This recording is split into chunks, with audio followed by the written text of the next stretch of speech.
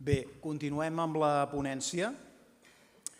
Tenim l'honor de presentar la ponència amb el títol Ensorrament i recuperació de l'Arxiu Històric de la Ciutat de Colònia. Repeteixo, tenim l'honor de comptar amb el doctor Ulrich Fischer. Faré unes breus pinzellades. És subdirector de l'Arxiu Històric de la Ciutat de Colònia. Des de l'esfondrament de l'Arxiu el 2009 s'ha encarregat de la seva reconstrucció. El 2013 també va assumir la direcció del Departament de Fons Documentals Municipals des de l'any que comprenen des de l'any 1815, així mateix de les polítiques generals de l'Arxiu. En aquesta mateixa funció ha participat en la creació de l'Arxiu Digital de la Ciutat de Colònia. És també membre actiu de nombroses iniciatives i grups de treball sobre arxius digitals a nivell local i nacional. És membre de Blue Shield Germany. Darrerament ha iniciat junt amb Nadine Thiel la fundació de la xarxa d'emergència de Colònia, en la que 25 arxius i biblioteques col·laboren en la gestió de riscos i prevenció de catàstrofes. També ha compartit la seva experiència en tasques de recuperació, com en els incendis del Museu Nacional de Rio de Janeiro i la Biblioteca Universitària de Ciutat del Cap, entre d'altres. Les conseqüències de les inundacions a Alemanya a l'estiu del 2021 han estat la seva experiència més recent en aquest camp. Li donem la paraula. Moltes gràcies.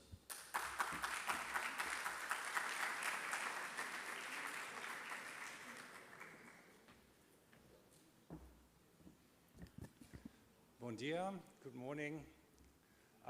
I'll be speaking English, and I heard that you're all putting in your earphones, so I hope this works. Can I have a sign if you can actually understand me? Give me a thumbs up or something. All right. Okay. So the next thing I have to find out is how this works. There we go. Okay. Well, thank you very much. First of all, for having me here talk to you. I feel very honored to be part of this 12th laboratory of the Catalan Municipal Archives. And I feel particularly honored because I am here as a representative of twin city of Barcelona. Cologne and Barcelona are twinned, and so I'm happy to be here. And I'm happy to talk to you about a subject that is not really a positive subject at all. And we've heard a lot about the current risks that we are all encountering at the moment, from cybercrime to wars in Europe, to the pandemic, to climate change, which we are all feeling. It's actually way too warm in Cologne as well at the moment. I'm talking to you about a risk that has always been there and that will always be there, and that is not really associated to the other risk. It's the risk of structural failure of a building. I never thought I would have to talk about that before 2009, but here we are. And I've been asked to talk about what has happened, but also to talk about what we've learned. And we are very, very willing to share our experiences with you and with the archive community because we have encountered such a lot of solidarity from the archive community after the collapse of the archives, so that, yes, we are very, very willing to share all of that. So I'll take you first to my archive and to the fateful date of the 3rd of March 2009.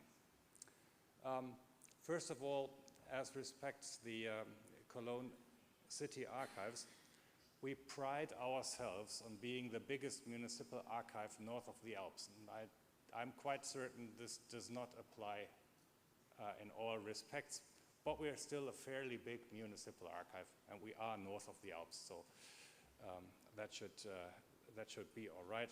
We have about documents from about 1,000 years. The oldest charters are from the 10th century.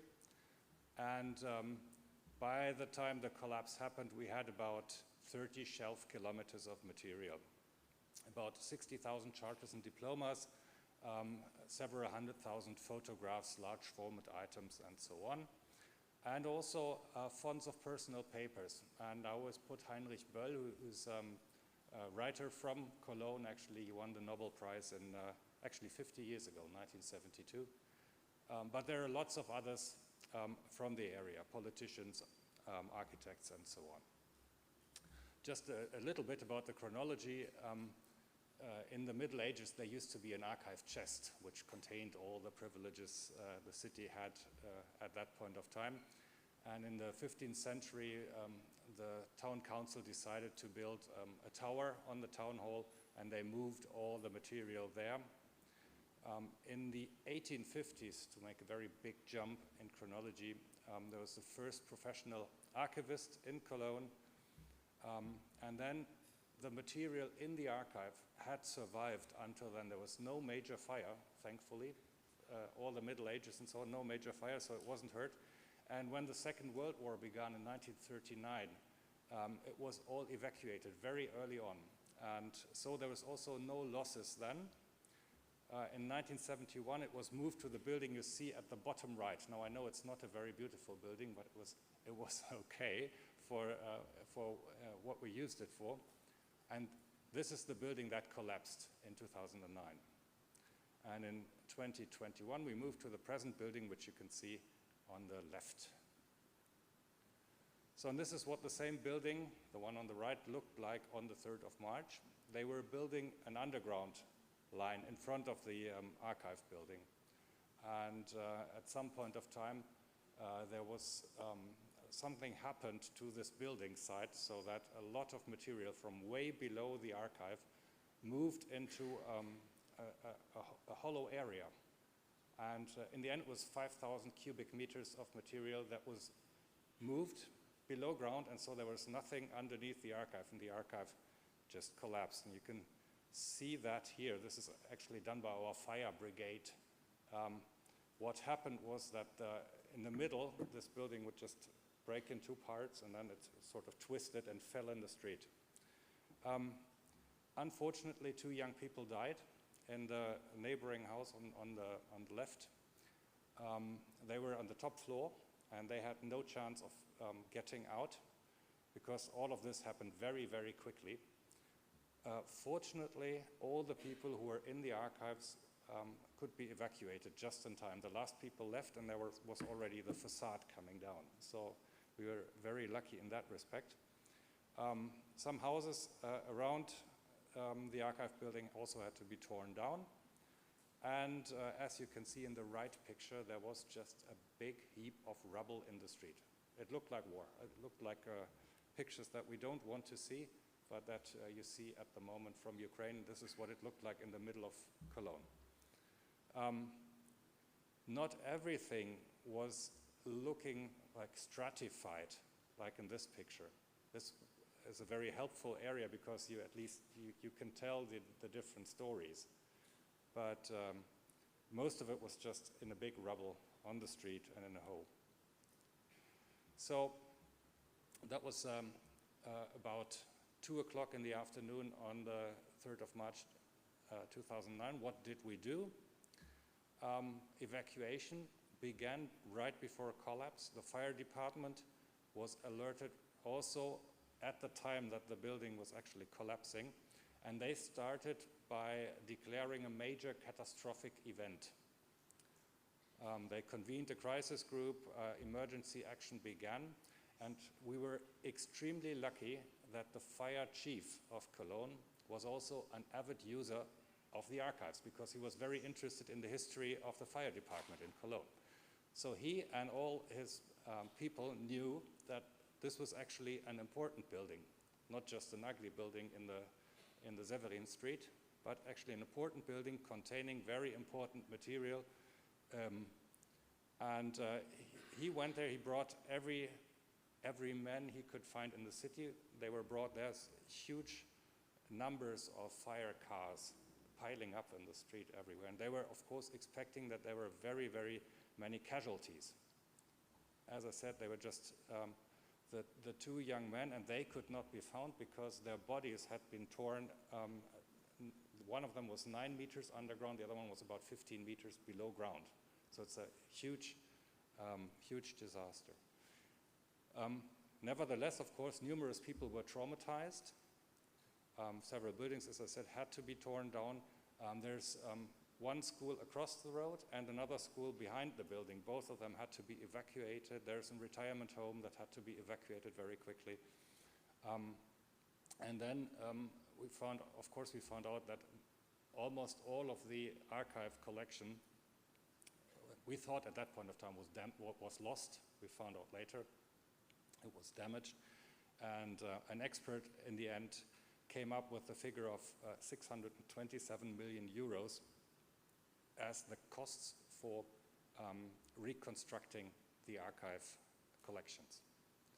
The building of the metro line was delayed by several years. Now it still has not been finished, and it's going to be another 6 or 7 years. It's amazing. And there have been, of course, extensive lawsuits, both criminal cases as regards the people who are actually working there, and also there has been civil litigation against the companies. So at that point of time, of course, we did not care about litigation and lawsuits. We just tried to move material out, and you can see people from the fire brigade. They're carrying out the charters from a part of the building that was not completely destroyed. So they could get in and they carried them out. Most of the building or most of the archive material was in the rubble that looked like this. And of course, it was dangerous to work in there. So no archivists or conservators were allowed there. This was just a matter that the fire brigade and other agencies of that kind would do. So they'd be like with their hands picking out the paper and putting it into those cardboard boxes and then bringing it to archivists and volunteers who'd be doing the next work. And this continued for about 6 months until all the rubble had been cleared. You can see here that some of it was actually very spectacular. They, fairly early on, we had a roof built, so we didn't have trouble with water and rain at that point of time. But of course, it was still very dangerous, so the fire department brought in specialists who would be going down from above. I'd never seen that before. And the right picture on the right-hand side, you see other people, it's not firefighters, but it's from a different agency. They are working underground already in the area that was built for the underground line. Now, I said we did that for 6 months. We brought out about 85% of the material. But we knew there's more, and the rest of it would be down below water level. So it's under the groundwater level, and there had to be buildings put up, especially to salvage that. And this was done, as you can see, with divers, and it took about 2 more years, but we got out about another 10% of the material.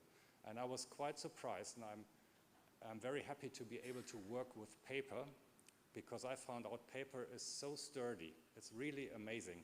We took out files after 2 years in groundwater, and you could still file through them, you could leaf through them, they were okay, you could read it. So amazing material. I think we are all very happy that we can work with that kind of material. So what's the scope of the effort in total? We had to salvage, treat and store about 27 shelf kilometers of damaged material. We had several hundred thousand large format items and about 500,000 photos to deal with. We have, of course, a large number of fragmented items. So we have to deal with that as well. I'm going to talk about that later on. There were about 4,000 people working for us in the first 6 months. About 2,000 professionals from the fire department and other agencies, and about 2,000 volunteers, both from the professional community, German, European, we even had people from North America and one lady from Australia who worked for us. And the rest was volunteers from Cologne. And we had to work with an insurance company. Now, I don't know if you have your archive material insured, but in Cologne it was insured by an art insurance company. So they had a very keen interest to find out what actually happened to the material. And of course we had to work together with about 35 colleagues who were more or less traumatized. And of course this changed over time as well. So what did we do? We had to develop standard procedures. Fortunately, we received a place where we could set up an emergency treatment center. So we did that. And in that emergency treatment center and on site, we started each day by talking to people and telling them what's our plan, what are we doing, what is your job. But we had to be very careful about, instruction, about health and safety, about shift work. There's regulations to that in German labor law.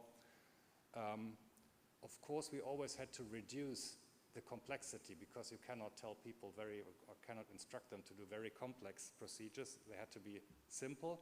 And the idea was have a maximum turnover, get in as much as you can, and get it all out again, so there will be no bottleneck in between.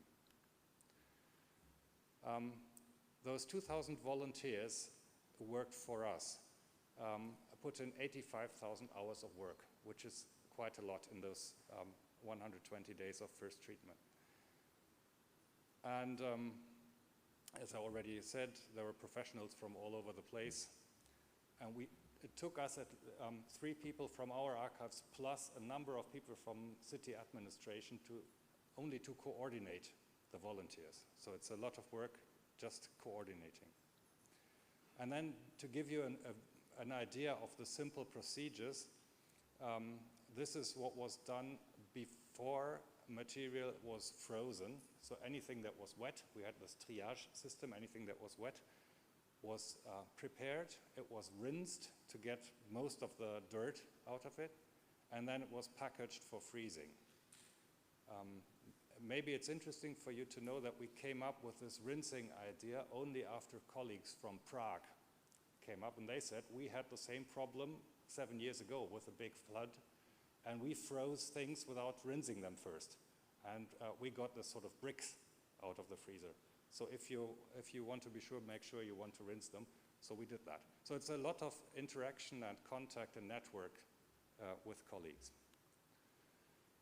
So that was a salvage effort and the first emergency treatment effort. Where are we now? Well, we've got a sort of step-by-step idea, although I must say that most of those steps are happening parallelly. So, of course, we started with salvaging emergency treatment. We then had 20 host archives all across Germany, from the very north to the very south, where colleagues had said, well, we've got a few hundred meters of space left. If you want to bring some things, you can. And that's what we did. Then we tried to register all the items that we found and also try to identify them at that stage already. Then any item that we found needs to go into basic conservation because there's such a lot of dust on it. It needs to be cleaned before it's consulted in any way. After that, we have another identification phase when archivists look at the item and they try to figure out what it actually is. And after that, it goes to digitization. So that's sort of the ideal world. And I put those red brackets around the first 3 steps because we are more or less finished with them. But then it's 13 years ago, so it's good we finished at least some of that.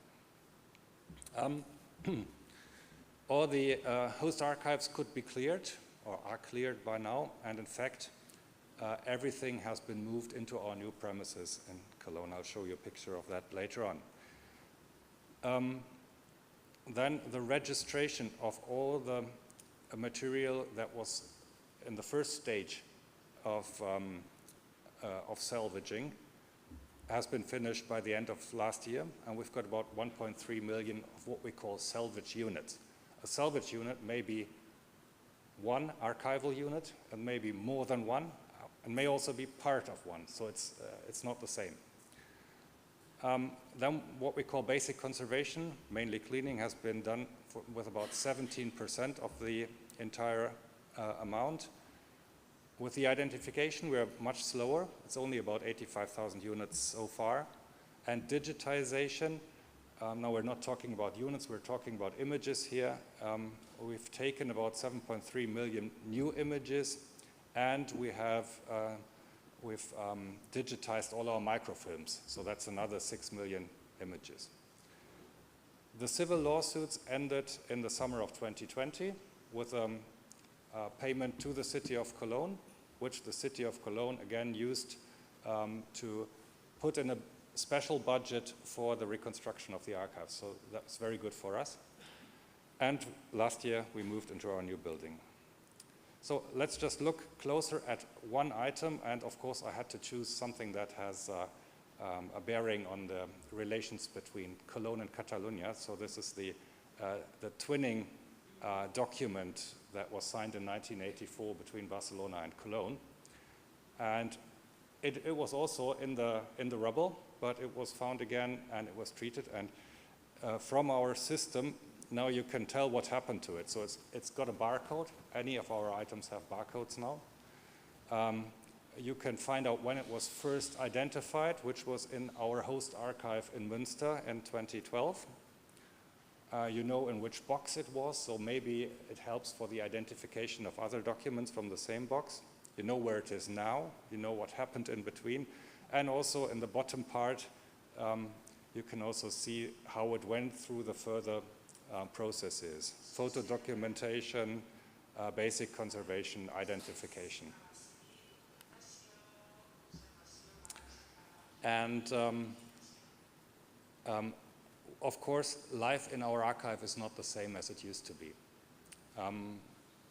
We are still a working archive. We are working with the city council. I was just wondering, could you turn the volume down so it's easier for me. Thank you. As I said, every item needs special treatment. We have standardized procedures, so it's no longer the archivist taking an item and doing whatever an archivist does with it, or the conservator. We have procedures that need to be followed. We have a storage system that does not rely on collections being, side by side, but it's a chaotic or a dynamic system. It all relies on the barcodes. Anything needs to be documented. That's why we have this big system that you just saw. And all our processes are coordinated digitally. We're now at about 160 people working in the archive, and a lot of them are actually assistants, so it's not professionals, but people who've been learning on the job.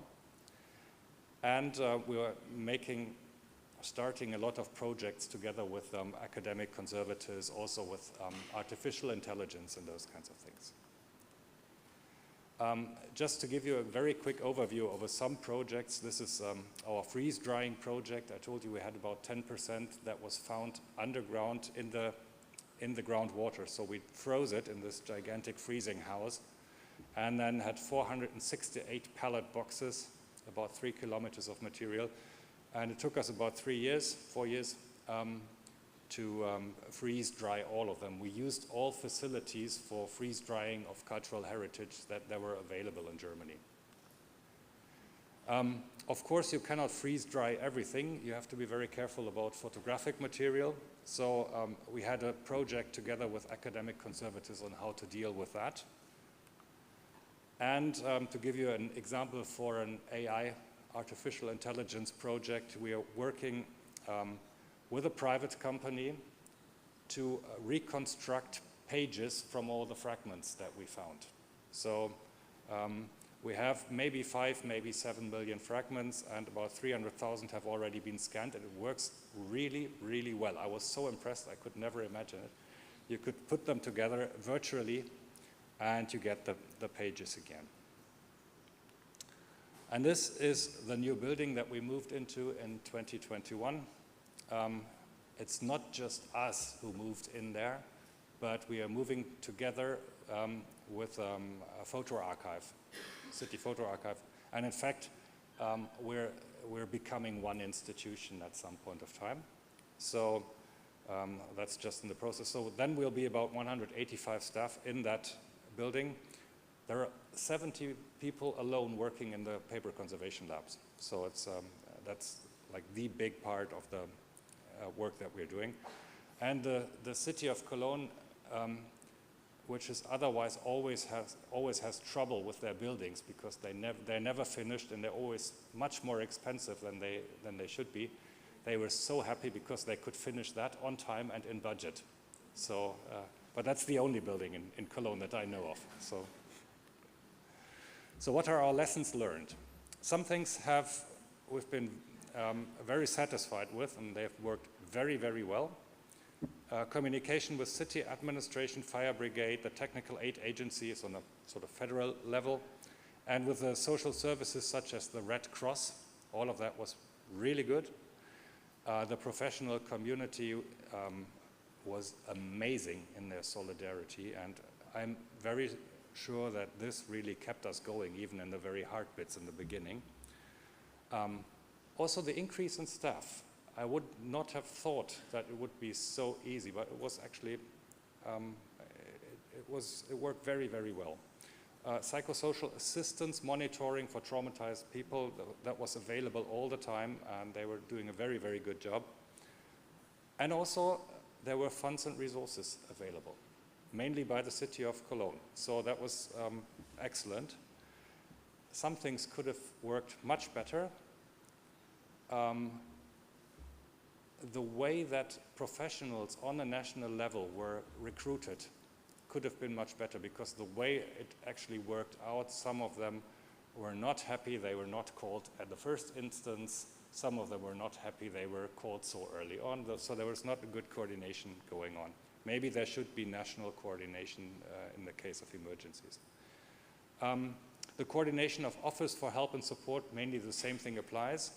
The archive collapsed, people said, we've got this, we've got this, we've got this, and there was no one to answer them. So they should have taken more care about that. On the state and on the federal level, we were not quite satisfied with the cooperation, both in terms of money and in terms of help. We could have thought, and there was actually a suggestion that, for example, the military would come in, but the federal Ministry of Defense said no. And up to now, I don't understand why. Something that was not really done properly by the city itself was there was no way that we could actually collect the donations and the financial support right at the beginning when it was flowing. People were offering money, and there was no way to really collect it. So next time, hope it will never happen, but we'll be better on that. Risk assessment is one item that we've come to learn about, and we found out that there are risks, and you all know this, there are risks that you can deal with which do not have a large impact. There are risks which have a large impact but that you can prepare for. And there are risks which have a large impact, and they are very rare, and you can't really prepare. And this image is actually taken from the National Archives in Kew in London, and they were talking about a plane crashing into their premises. Now they are right in the flight path of Heathrow Airport, but of course they cannot prepare for that. What can you do? There's no preparation. Some things, however, can be planned in advance, and we found out that we want to make sure that we know about decision-making processes, about structures of communication. Who are we talking to? Who are we not talking to? Then general forms of reaction to emergencies. Is there a plan for this sort of emergency? And of course, we want to do a lot of exercise and training. We've been doing that over the past years. And then the last bit, very complicated, documenting. And documenting also implies documenting which items you have actually found. And this is a big problem. What we cannot plan in advance is we cannot plan for any scenario. So we must be prepared to react also on scenarios that we do not expect. We cannot plan on how individual people will react to stress and trauma. And we found out this can be quite different, and it can happen at quite some distance in time to the actual trauma. Also, we cannot plan for reactions from the public. The Cologne disaster was hugely politicized fairly early on. And of course, this did not help anyone, but it was a problem. We couldn't deal with that. And cooperation with companies, in that case, you have to know which companies you get for different purposes, and it's very hard to plan that in advance. What, however, we are going to do, or what we are doing, I should say, is we are taking a lot of care to be good about prevention. So we are boxing all our material, we're using proper boxes, proper folders. We found out that those items that were properly boxed survived the collapse much better than those that were not. So we're doing that. We're working on the large format items. We've bought loads and loads of those metal drawer chests, plant chests, and they're working very nicely in the case of an emergency. We're keeping photographic material apart because it always needs special treatment. Maybe it needs prioritized evacuation as well. We changed the way we're keeping our charters and diplomas. You may remember those fire people carrying those diplomas on those plastic in those plastic bags, and now we're putting them all in those big, we call them pizza boxes, cardboard boxes, so keeping them in a different way.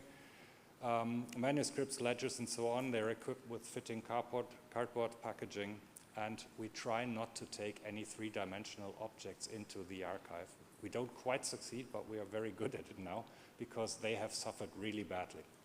Architects' models, for example, there's no way we can put them together again.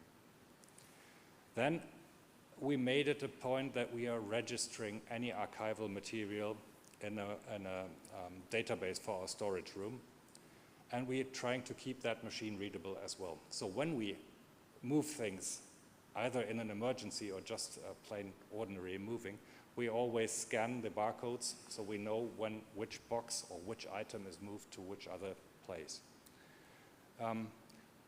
Since our collection was insured, we make sure now that we know the insurance values of the items when we move them, because we could not really satisfy the needs of the insurance company after the collapse. So it was a very tough period until they were actually ready to pay. So we try to be better at that. We don't accept material into the archive unless it has been appraised before. So we're trying to be very clear about that. And we try to keep our information on numbers, figures, amounts for collections, for any type of material, for example, black and white, photo negatives, whatever. We try to keep that always available so we can always tell how much we have and where it is stored. Then we have, of course, cataloging, and we found out in the collapse that our cataloging both was not good enough, and of course not everything was cataloged. Now I'm looking around, I don't know about what it's like in your archives, but we found out there's actually quite a lot of material in the Cologne archives that was maybe cataloged in the head of some member of staff. But of course that's not helpful if you're trying to deal with an emergency situation. So we say cataloging, and we try to include full descriptions, both of the shape of the item and of the contents. We're marking any item at least once, preferably more often. Now I don't know, I know we don't like this, writing with a pencil or putting a stamp somewhere, but it's so helpful if you're losing the order.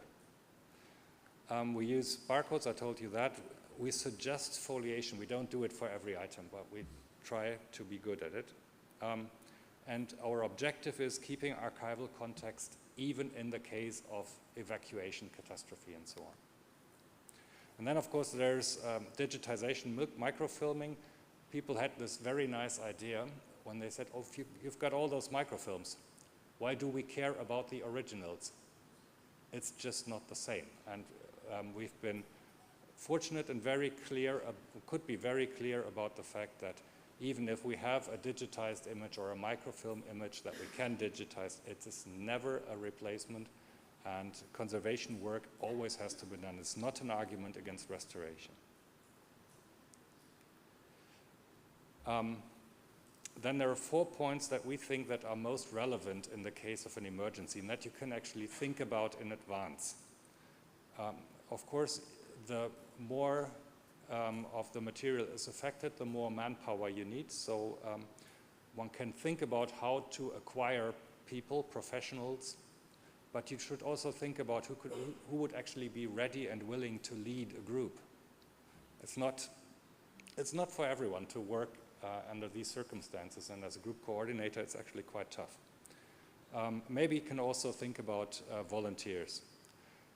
Then the other thing that's really important is we needed so much space, and we were able to rent this big space in the outskirts of Cologne for first treatment. But of course, we also needed logistics, we needed storage space, and we also needed some quiet areas. We didn't have any offices anymore, so we needed some quiet areas where we could actually convene and think about what are the next steps. Then the next thing is networks. We needed networks with the emergency agencies, with the professional community, but also with our city administration. And they were really, really helpful, I have to say. And then finally, public relations. It's also an item or an issue that you don't really spend much time thinking about when you're thinking about emergency situations, but people are so interested. And online media will be covering it from the first minute. And we think it's very important to find out who can be dealing with that, even in advance, so you don't have to worry about that when the disaster strikes. A little work on professionals in the case of emergency. Of course, archivists and conservators, they are always highly motivated, and they are ready to put in long hours in an emergency, sometimes more than is good for them, actually. And some of them are always born organizers. They are really good at organizing things. However, archivists and conservators are experts, and that's not always good. We found out, in particular, if you have German archivists and German conservators looking at the processes, they would all have ideas on how to organize that. And of course, it's not helpful if you have a strict process and then you have like the director of a big archive saying, oh no, well, let's organize this differently. It's not helpful, but it can happen. Even more interesting, archivists and conservators, again, this applies to German archivists and German conservators in our case. They would start to look at things. The president of a large archive close to our place, he would be looking at those items and he said, oh wow, this is a letter by Heinrich Sudermann from the 15th century. I didn't know it was around. And he'd start reading it out to the people around. It's not a good idea. The same, again, applies to conservators as well. They would not look into the contents, but they would look at the damage. And they would say, well, this is so fascinating. I've got green mold here and red mold here. You know? It's not helpful. However, as I said, this only applies to the German community. The people who came from all over the rest, actually it only applies to a very small part of the German community, I should say. But the people who would come in from abroad, of course, they'd look at the process and they'd say, okay, what do you want me to do? And then they started working on it. Also, some other aspects that one might have to think about, those professionals, they might want to write on their experience. So you have to talk about what they can write about or what you do not want to be publicized at that stage. And they also have influence, of course, on the professional associations, and they may even, with talking about things, incur consequences for judicial processes later on. So it's very hard, but you have to try to keep people to stay calm and not to talk too much about what they're experiencing, although of course it's very exciting. So how did we organize them? We had very international groups, as I said. They met every morning And they had instruction at least in 2 languages. They were instructed in German and English. Sometimes we also tried French. I don't know if anybody understood the French we were using. And then, of course, what we did was we color-coded our staff. So people would know the person with the red shirt, they would be the person in charge. And the people with the green shirts, they would be conservatives. And the people with the blue shirts, they would be other people from Cologne staff who would know their way around. So people from anywhere would know who to ask. This is actually very, very helpful. And then we tried to organize our public relations. We tried to keep it so that there would be one time a day when we'd be giving a press conference. And this worked quite well. Some recommendations very quickly. Most of them are already mentioned. So good relations with the fire department seems to be very, very important, very, very helpful. Also preparing cooperation with the relevant departments in the city administration. So if you're talking about health and safety, for example, very important. Then, of course, drawing up an emergency plan. I don't know, we didn't have an emergency plan when our archive collapsed. It wouldn't have helped us anyway, but we didn't have one. So, but I suggest to all of you, think about it. Take part in trainings regularly. So it's very good you're having this session here. Talking and training is actually, I think, very, very helpful. We try to make use of norms and standards because it's much easier to communicate them to other people in the administration. If you say we're doing this according to ISO 11799, then people will say, oh yeah, must be good because it's an ISO standard. We're using electronic means only now for all processes, so the entire internal communication, documentation, so on, is completely electronic. And as I said, next time we'll have a system ready to collect donations from the very beginning, and we'll have trained staff for PR. One part of the things that one consequence actually only came into fruition 9 years after the collapse, when we started the Emergency Association of Cologne Archives and Libraries. It's 25 archives and libraries in Cologne, from very small to fairly big, state-run, city-run, university, churches, and so on. And we wanted to improve emergency preparedness. And it actually works very, very well. And we also have a common stock of equipment for emergencies. And we are part of a nationwide group, and we invited all of them around. That's the lower picture with loads and loads of people who came to Cologne in 2019. And this is part of our equipment. It's actually very new. It was built in late 2020. It's a container that we use for emergencies. And a colleague of mine, Nadine Thiel, she was already mentioned, and we were in Rio de Janeiro at the time shortly after the fire in the National Museum. And in fact, the same thing applied there that happened to us right after the collapse of our building. There was no room available, no dedicated space for first treatment. And we thought, well, why not use the typical infrastructure that is used by a fire brigade and the army and so on, and have one of those containers ready so we can have it brought anywhere where there is an emergency, and we can start working right away. And it works for all sorts of catastrophes, flooding, fire, structural failure of buildings. It works for all sorts of material. It's very durable, and as it's not a car, so the car is apart from the container. It can just be transported by car. But we just have to take care of the container. It's very easy to keep up because you don't have to repair it regularly and so on. What can we do inside it? At that point of time when we built it first, there's a place for rinsing at the top left area. There's a place for dry cleaning at the top right area. And then across the aisle from the rinsing, there's a place for using the stretch film for freezing. And there's also an area for documentation. Now we found out, because we had to use it last summer, there was disastrous floods in Western Germany, and we took it to a place not far away from Cologne, and then helped them salvage the city archive in Stolberg, which is a town about 40 kilometers away.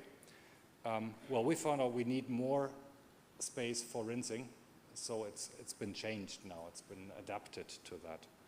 And from what I hear, there is the intention in Germany of buying about 10 of those containers and placing them strategically around the country. So whenever there is a catastrophe, there would be this thing available. And then to finish it off for today, and you've been very, very patient, thank you very much.